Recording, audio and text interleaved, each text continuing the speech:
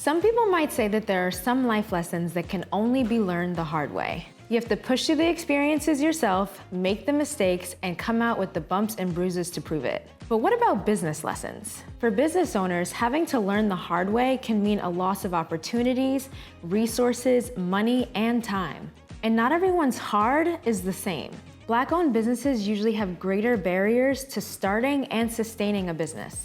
And it's not because of lack of determination. It's the lack of access to resources and knowledge that really makes the difference.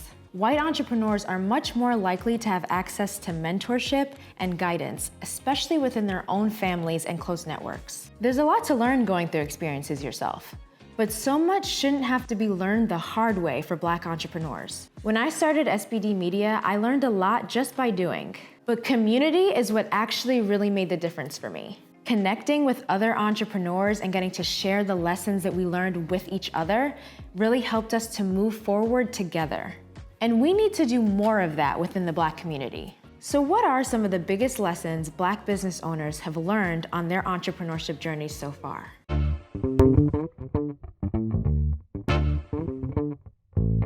Five years ago, an artist started a business that taught her the importance of fine-tuning business practices.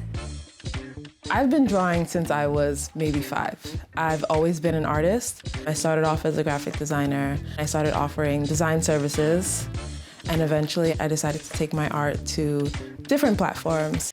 At the beginning of the pandemic, when we were kind of just forced to be inside, that's when I picked up a paintbrush and I painted my very first traditional painting on canvas. I started painting on bags. I started painting plant pots, and it kind of just grew from there. I did not see a lot of representation of plus-size Black women growing up, so I tried to emulate that in my art so that people can look at my work and see themselves.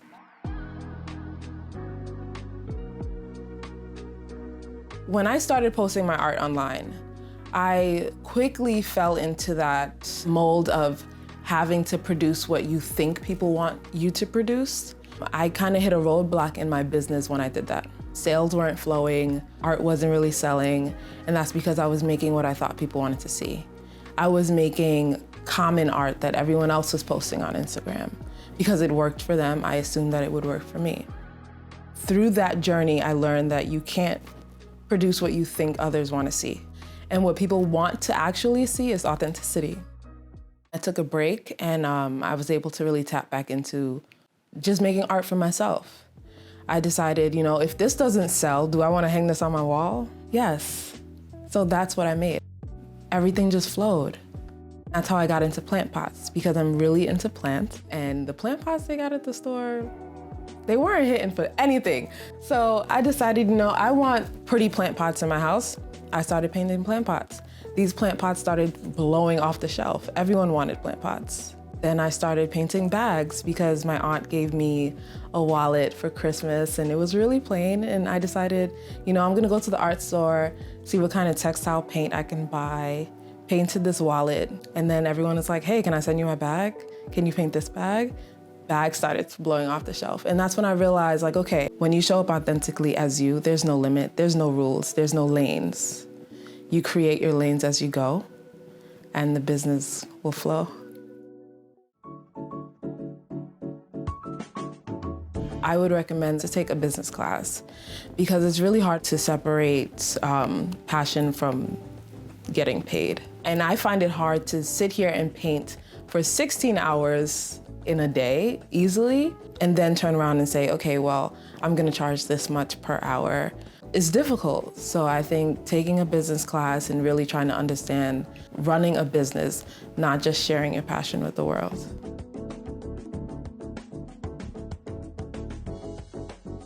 I am a solo entrepreneur. I think I'm at the point where I need employees or I need a team. I think having a team is essential.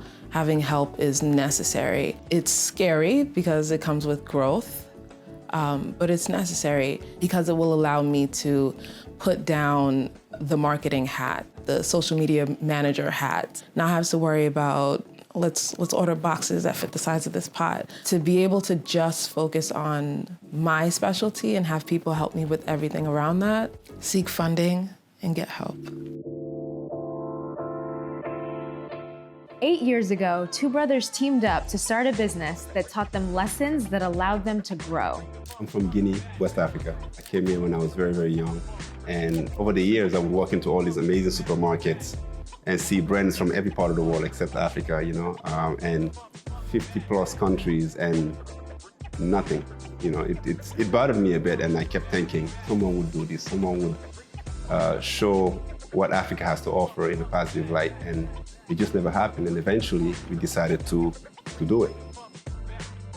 Ginger Brothers is a New York-based African-inspired brand that develops and brings to market traditional African food and beverages. We're a consumer goods company as well as a hospitality brand, and our mission is to make African flavors an integral part of global food culture. So we have a couple of lines of business. We have the packaged beverages that we distribute in third-party retail, so think Whole Foods and platforms like that. We have two cafes, one here in Harlem on 125th and Park, and the second one we just opened in Bed-Stuy on North Strand and Quincy. And we also sell online, and we ship all of our packaged products to anyone in the US. We started with this phenomenal ginger drink that we grew up on back home. It's something that you found at every event you went to, and it's just so unique, so refreshing, and it had true ginger. It's not like a ginger shot or a ginger ale, and we thought that was just a perfect product to start with. We started developing the recipe, called up our mom, and started playing around in our kitchen. And from there, we can do all kinds of other teas, juices, sauces, stews, spices. I mean, the continent has so much to offer. When we decided to launch the company, we wanted to set our North Star, like what's the goal? Where do we want to get to? And we worked out, but we didn't let the lofty goal kind of scare us, and we just worked backward. And the minimum level of funding that we needed to do this right, put numbers behind it, it was 1.2 million. And we go, oh, our idea is so amazing. There's no way we can not go out there and get 1.2 million really quickly, right? 2-3 months later, we quickly realized no one would give us even $5,000, not alone 1.2 million. And we did not have the community or the resources around us. And so as a result, we started with less than $1,000. We started focusing on, okay, let's just focus on developing the product, creating a brand, giving the brand an identity, and really working on building what the core business itself will be, instead of freaking out about the things we don't know, the distribution, etc. Scale it slowly. If you have to sell one bottle at a time, then go sell 2, and then 4, and scale it that way, we would get it done. And that's how we got going. And it was very rough. It was very, very difficult, but because we kept our eyes on where we're trying to get to, that allowed us to go on.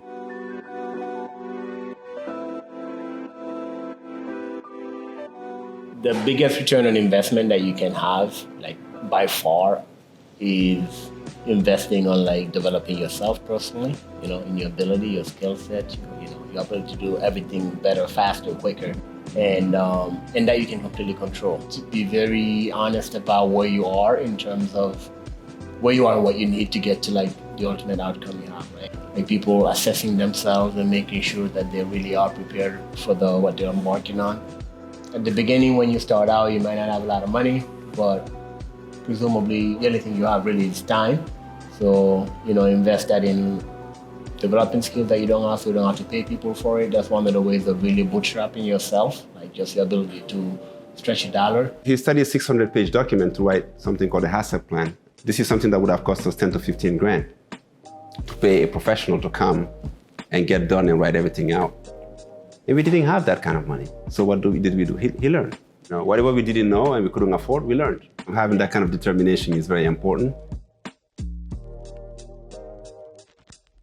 If you want to embark in business, expect it to take 2 to 3 times as long as you think it will. And if your goal is to make money quickly, you probably shouldn't do it. There's a learning curve. You have to spend a certain amount of time to figure out and master whatever it is that you're trying to do. For the first 4 years, we couldn't afford to pay ourselves anything. So for 4 years, we were grinding. We started with $1,000. So we won a couple of grants here and there. But other than that, is whatever money we earned, we put back into the business. In the meantime, we have families, and everyone is looking at us like, you guys are college grads, like, get a job. Like, maybe this is not the way to go. And you have to avoid the temptation of saying yes. So every single day you have to reaffirm previous decisions that you've made, right? That's what makes it hard. That's why a lot of people, most people just quit too soon because they're unrealistic about how much they're really willing to put forward. And really find out your why. If you have a reason, a clear reason, a goal that you're trying to get to, it may keep your fire going long enough to be able to learn enough about what you're doing and make the right calls. Figure it out. Yeah. Every business owner knows that entrepreneurship can be a hard journey, but there are moments that make it all worth it. When I have art shows and I display my work and people walk up to it, people like release stress from their shoulders when they look at my art. They tell me that they see themselves in my art. And that is the most rewarding thing I can hear as an artist. Being an entrepreneur can be a lot of fun. It's very stressful, but it's a lot of fun to be able to create, to like literally conceptualize something in your head and actually make it real. Personally, I take it as like, I'm so lucky I get to do this. For me, what brings me the most joy is when I'm sitting here and someone walks in and goes, is this black owned? Is this really black owned?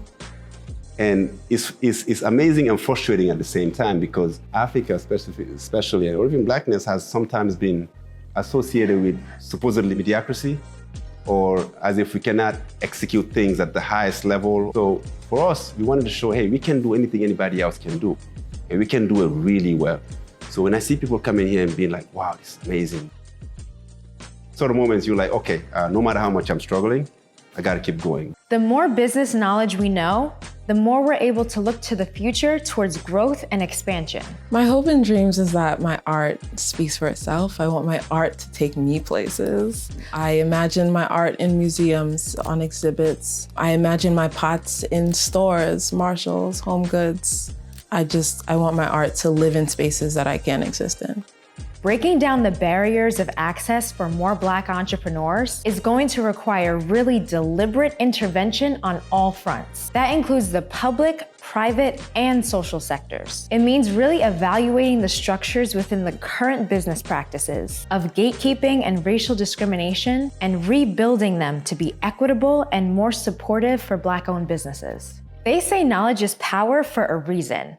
When we come together and share what we learn with one another, we can break barriers.